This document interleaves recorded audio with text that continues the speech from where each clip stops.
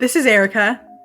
And this is Jacob, and you're listening to the podcast for Gen Z and Web3.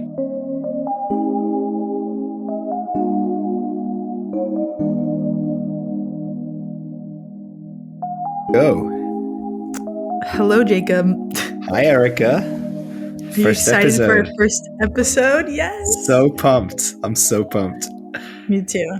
I guess I'll give a little intro on ourselves. So Jacob and I work full-time on the Symmetrical, a Gen Z DAO. We essentially just create like Web3 opportunities for ourselves, whether that's like investing in NFTs and tokens or like consulting with major Web3 brands on Gen Z. But yeah, I guess like Jacob, why are we doing this? We're doing this to onboard 1 million Gen Z into Web3. Yes. And I guess today's episode is going to be Decentralized Media. Woo-hoo, let's go. And it's funny because I'm just like staring at Jacob's face right now. It's just like pure smiles. It's just so funny.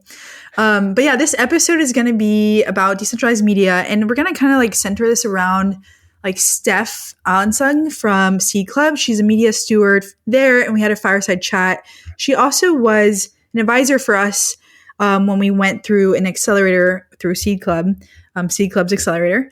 But quick little shout out. Her Twitter is at Crypto Honey. So HUN3Y. Follow her immediately. She's so smart, so amazing. Literally our older sister. Steph. I love her. We love Steph. Yeah. So segment, or like I guess the first segment is going to be Web3 Today. So like current events. And then we're going to dive into the main topic. And lastly, we'll give some insight to Gen Z. So stay tuned to the very end and you'll learn more about us and what we're doing. But I guess, should we dive in? Are we ready? Absolutely, yeah. Let me just kick it off with Web3 Today. A few updates on our side. So first of all, we had Seed Club had their 5th demo day, and we're proud participants of that. We have given our presentation, received some. I mean, the event was amazing. I never realized you could have an event online with such high energy. Yeah. The Discord was absolutely popping, and there's a lot of fantastic projects. Super, super happy to have presented there together. And I think we can be really proud of ourselves. It was a good presentation. Oh, yeah. Claps. Yeah, perfect. And then we are introducing a new value accrual model to our treasury, to the Symmetrical. So all of the grants that we get for consulting, we're just about to set up a proposal to see whether that's the right path to actually give some of that grant money towards the treasury. So that's pretty exciting on our side. Now, big news. Yeah, big news. I'm really happy. That will be like the first side of investments. That will be like the first sort of new way to increase that treasury side. Now, a few more global news is, I'm sure everyone heard of SBF. He apparently didn't like it that much in the Bahamas that he decided to come back to the US, and he's being extradited.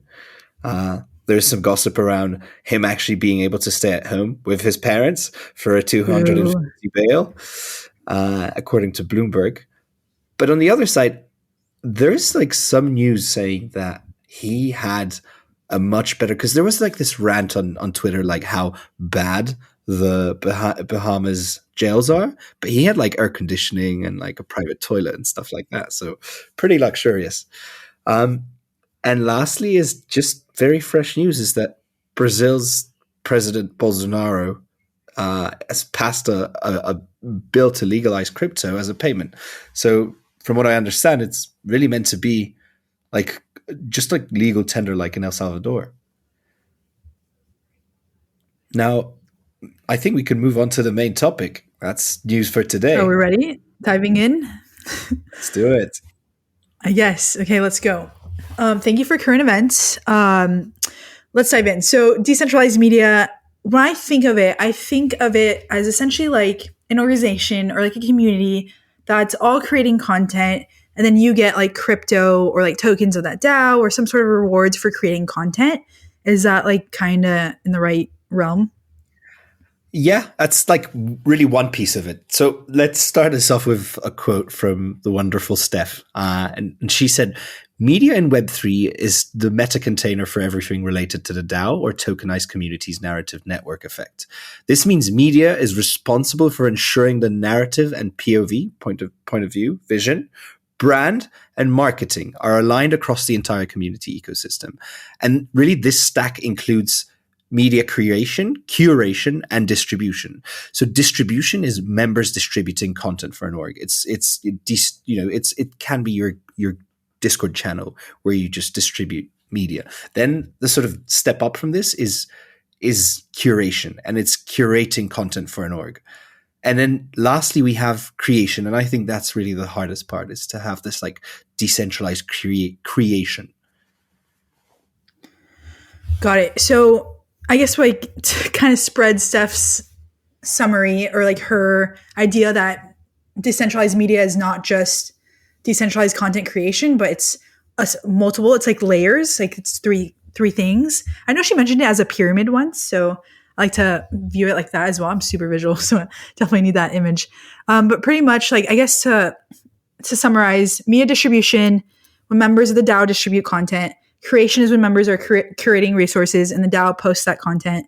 And then media creation is when members are creating content on behalf of the DAO, but your POV and narrative must be aligned. Okay, so that makes sense. I know one example for curation is a really great platform or like media distribution for Front Signal. So I'm pretty sure they collect like resources and links in their Discord channel, and they post that as the signal, which is a great way to like talk about like their primary topic, which is a Web3 social, and they just curate content from their members. But it's not necessarily their members creating content, right? And I know one example for decentralized content creation Steph mentioned was Atomverse, which is essentially like a community for storytellers and like creators. And they have like writers rooms, which I'm not familiar with these at all, but it makes sense, right? Like you have these room of people who are writing and a showrunner who's like leading the whole direction. And Steph mentioned that naturally like one or two people are going to merge and become like their own showrunners, right? So it's like empowering those people to create their own writer's room as they emerge from like their original writer's room, and like having them spin off like with these like new ideas, right? So that's like one awesome like example. Atomverse, guys, check it out. A community of these storytellers and creators. But yeah, essentially giving your community the guardrails to create content that's aligned with your community's vision, super important. And yeah, I guess any thoughts on Atomverse, Jacob? Yeah, I think, it's a fantastic example for Web3 creation and like how actually you can go about it. But it's also important to mention that like this is a great model for like a community that's like primarily focused on creating content in a decentralized manner. But when it comes to like DAOs like ours, like the Symmetrical, it's like this decentralization should happen progressively, where content is created by people close to the narrative and the POV, and then slowly teaching people the narrative, vision, and brand. And I think look, like we're pretty early in our journey as like DAO builders, and then we can look up to the likes of like Seed Club, where it's still very much like closely tied, and like Steph is like she's focusing on like putting out content that agrees with the narrative and agrees with the point of view. So like really decentralizing to the point of creation for like DAOs like us, it's like very much in the future. And I think now we can think about other things like curation. That's something that we can easily do. And I think that's something that like Forefront does fantastically, to be honest. Yeah, it's like the low-hanging fruit, right? And then, of course, you get to much difficult processes, which is getting the whole DAO to produce content and managing that and having the same like branding across all of those content. Like that's so difficult. So, I mean, it makes sense when like a whole media community like focus purely on creating content. Like that's a great way to organize, right? And I know like one thing that like kind of stood out when I read some of like Steph's work is that anything that the DAO creates as like or is an output of the DAO can be media, right? And so that can be like a governance proposal. That could be, it's just like the way that you create content or like distribute that or create content from that, right? Like obviously that's just like one different type of media, right? And so it's like leveraging everything that the DAO creates to turn it into content, right? Not just like a podcast or basic like media. Like there's so many different ways that you can create new types of content within the DAO, right? I'm really curious, like, what are some tools in this space that you've used, the DAO has used, anything that has like stood out? Yeah, definitely. So I think first one to mention is definitely Mirror, because we just recently used it, and I think Shout out Rafa. yeah, shout out Rafa, and I think there's like a lot of room for improvement for Mirror, but I think they're getting quite a few things right, and I think especially for like demo day, where we announce like a free mint for people that would like to sign up to season 3's waiting list, is we essentially used Mirror and then allowed a free mint of an NFT to grab their emails and to have that list. So that's like one of the tools. Then we have Paragraph. Then we have Forefront Signal, which is Forefront Signal is like a great use case for like proper curation. I really love what they're doing there, and yeah, it's been pretty cool. And then lastly, I think it's really important to remember that, like, just like with Twitter, everybody's like a micro reporter. Like, we should also think about like decentralized social media networks, like Lens, for example, which, you know, I'm a bit of a fanboy. Love Lens. We all are. But I'm sure we'll have an episode on Web3 Social. So we'll literally dive super deep into Lens, some other competitors, and who else is in the space. But I guess, like, give us a little, what can we talk about, like, with Lens and content creation? Because I know they're a great platform to use, especially all the Twitter chaos happening right now with Elon. Yeah, Elon might be leaving. But yeah, I think he left. Has he already? I think he's like looking for a successor. He's looking for a successor. Yeah. And you know, what I love about like Web3 social media is like it just addresses the issues of like Web2 social media and why do we hate Facebook. Like for me, like the things that I find really attractive is like, and that's why I really like Lens, because I've tested quite a few like Web3 social apps. And what I like about Lens is like this is because they've created a protocol, it's no longer like siloing between social apps. So you see when you're like, it's not like a smooth transition. If you like create on Instagram and you want to start creating on TikTok, they're owned by completely two different companies. You have to set up a brand new profile. Your followers don't come with you. You would have to actually, you know, post videos on one of the platforms to say that you've got a TikTok. Like you post on Instagram, you've got a TikTok, which is quite funny coming back to like Twitter, and like they're updating their regulations that they will no longer allow for you to like cross promote your profile on like Facebook and like other platforms, which is a bit crazy. Yeah, it's a bit crazy. But yeah, so that's like one thing. Like you have this one profile with Lens, and then other builders like build other social apps on it. But like you travel with your followers. If you feel like you like short form video content, you can go on there with your followers and go there. But then if you're like more into like sort of tweeting, then you go to Lenster, and like you can just continuously travel through the protocol and have these different social apps. So that's one thing. Then, you know, I think being no longer that exploitatory, that's such a hard word, to creators is you know, there's just such fairer methods of monetizing, people actually being able to collect what you create, and paying you a small fee, and it's much easier. It's no longer, you know, getting a very tiny cut from these ad revenues. And sort of, if you're like a YouTuber and you get like less than 100K subscribers, there's no way you're going to make a living out of that unless you're like a really huge YouTuber. And also these huge YouTubers, they get a lot of income for YouTube, but they also like, I think the majority of the money they make is actually through partnerships with big brands and stuff, because they're just like influencers. And lastly, something I'm super excited about like Web3 social and Lens is like completely new like professions or jobs or just like side hustles. It's like, I'm a person that doesn't really like to write, but I read a lot of interesting stuff. And if I could somehow make my Lens profile this, you know, this go-to place for like curation about like Web3, and for people that, you know, if I amplify the right articles, I will actually be able to partially monetize from that. So that's, I think, the top 3 things that I'm really excited about with Lens. Yeah, no more central authorities. So I think now would literally be a perfect time to like get people on Lens while Twitter is on a like everyone's kind of like all the journalists are being so against Elon right now on Twitter. So Lens, come on, you got it. You can Yeah, they'll do come. something They'll smart come. here. Yeah, they will. We will help them. Gen Z will flock there. Um, flock there. I hopefully everyone heard the L in that. But anyways, so yeah, I guess it's a great ending point for like the platforms that we. I guess this is a reminder that like this is a podcast kind of to show like what Gen Z knows about like decentralized media, right? What we're like, what we've listened to, like what we know as like a community. So if you have like any new ideas in the space or new products, definitely reach out to us because we want to spread this around Gen Z and have them using the latest Web3 products. Exactly. And we Especially like, also have yeah. grants. So if anyone is like a super early stage builder, just hit us up. We can Decentralized media startups. Yeah, definitely. Yeah. Yeah, for sure. I guess we'll move into the next segment, Gen Z trend check. That's what we're calling it, but it might change. But I guess for today, we're just going to stick to like a couple little slang words that have been rising up. First, be fucking for real.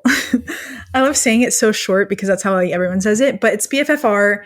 If you guys don't know what that is, it's all over TikTok. Now you guys know what it is, but essentially means like make it make sense, you know, like example, you really thought he was in a relationship, be fucking for real, you know? Like that's the best example. What's so funny is that I asked my older brother and he's like, I was like, what does BFFR mean? And he said best friend for real. I'm like, yeah, you're close. And then my sister's 38-year-old boyfriend said, but for real, which is like doesn't make sense at all. It's not even the acronyms. So it's proven that Gen Z is making up these new words. Any thoughts on be fucking for real? I didn't know that. Like, I probably because I'm a disconnected sort of elder Gen Z, but I didn't know what BFFR means. So yeah, it's good knowledge here. Yes, exactly. Great insight. Also, is Riz. I'm sure you know Riz, which is like another word for spitting game. Like, how good are you with pulling and sustaining individuals or like girls or men, whatever, or anything else. So yeah, example, if you have no Riz, you have no game. You have lots of Riz, you have lots of game. So it's RIZZ. I feel like my parents are going to start texting me this stuff afterwards if they listen to this. I don't know. They're going to do something weird. They're going to be like, I taught my dad like many years ago. I wrote to him thanks as like THX, and like he's been using it since, which is like so weird. He's like this 60-year-old guy, and he's writing THX as thanks. Stop. That reminds me of KK, which is like our next word, which is super funny because okay, KK is okay to use. Like obviously, it's like you put it's in place of okay. Like it's just little, like who cares? It's just two little buttons. But I know Jacob's 13-year-old sister, who is almost Gen Alpha, is basically was like, don't use KK. You sound like an 11-year-old girl talking to her sixth grade boyfriend. But I guess like for the sake of all Gen Z people, like Jacob and I are saying it's okay to use KK. That was just a random, I feel like there was a bullying moment, just like a little sister thing, you know? Yeah, well, I think it's really I love because like I'm the eldest possible Gen Z and she's the youngest possible. So like seeing what's happening there is also very interesting. Like before like Seed Club demo day, I asked her for some feedback and actually she gave some useful feedback. So it's good to listen to 13-year-old Gen Zs. No, she gave such helpful feedback with TikTok. She was like, yeah, just go through everyone's like, what did she say? Like go through everyone's like popular videos and like look through exactly like what they're creating or something like that. Yeah, so I don't know exactly what her advice was, but yeah, I asked her for like a strategy for like how should I like make my TikTok better? It's like very bad right now, so it's not that hard to make it better. But she told me about like the fact that like if you want to like be more popular on TikTok, is you should be using the sounds that are trending, because these posts, like these TikToks, are the ones that actually get like sort of promoted. So you need to like catch the wave of like when there's like a new song that everyone's doing, you should also be doing that song if you want to like grow your follower account. Yeah, but I think it's also like not because I think it's also like when you, I guess it's TikTok advice, but like it's also like up and coming songs. I guess it's not like necessarily trending like off the chart, like the one that everyone's doing because it's much harder to get a lot of likes for the same song that everyone is like posting videos about. It's more like rising up songs that are becoming like really popular. Like she said, like kind of like trending, but not necessarily like peak trending, right? You don't want to be doing what everyone had did like 5 days before, you know, like you want to be finding So late. the hits. Yeah. Yeah, It's so exactly. late. Yeah, some Gen Z trend check, some Gen Z insight. So we'll be offering some more as we go. But I guess we'll wrap it up. What do you want to say, Jacob, to our lovely listeners? Well, first of all, so happy for everyone that listens to our absolutely first episode. I think, we'll be improving on the way. But Oh, yeah. follow us on Twitter for sure, The Symmetrical. Also follow us at Lens because we're Web3 social fanboys and fangirls at thesymmetrical.lens as well. And TikTok is in the making. So yeah, remember to also subscribe us on the podcast, please. Yes, subscribe. Thank you guys for listening. This was first episode, so Thanks hope you guys very were much. nice. Yes, thanks for watching.